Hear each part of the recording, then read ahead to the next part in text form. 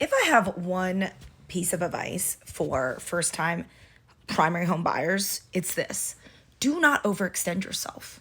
And what I mean by do not overextend yourself, listen up very carefully, because the bank will tell you otherwise. Your realtor will tell you otherwise. They will say, Mr. Mrs. Primary home buyer, it's your first time buying a home. Here's what the bank will lend to you. The bank says you qualify for $1 million due to the quality of your W-2 income and your rate of low debt. For that reason, I will approve you for $1 million to buy a home.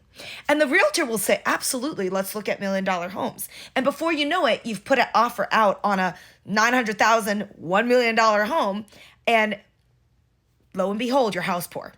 House poor means that all of your money is now basically tied up into the place that you poop in and rest at night.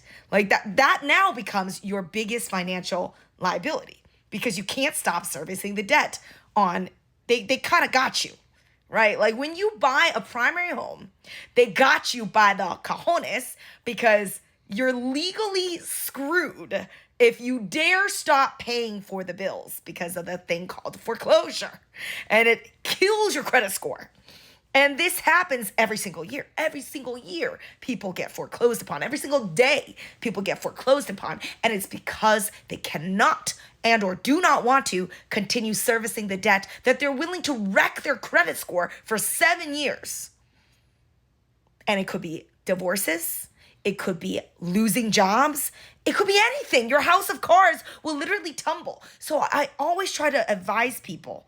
I'm not telling people not to buy homes. I'm telling people, really, do not overextend yourself. Even if the powers that be, if everyone is encouraging you to do so, including the media and the so-called live your best life splurge, get the best house you can. No, don't. Because sometimes you might get divorced. Sometimes you might lose a job. Sometimes you might not be able to afford the upkeep on $1 million house. God forbid the siding goes badly. God forbid there's a mold problem and now you got to mitigate. God forbid there's a leak somewhere. God forbid there's some renovations that need to be done. God forbid there's a broken HVAC system that now you're liable to pay for. People overextend themselves because they listen to the bank and they listen to the realtor, two people who want them to spend as much money as they possibly can on a home. And with that kind of leadership telling you what to do, you can only screw yourself into a position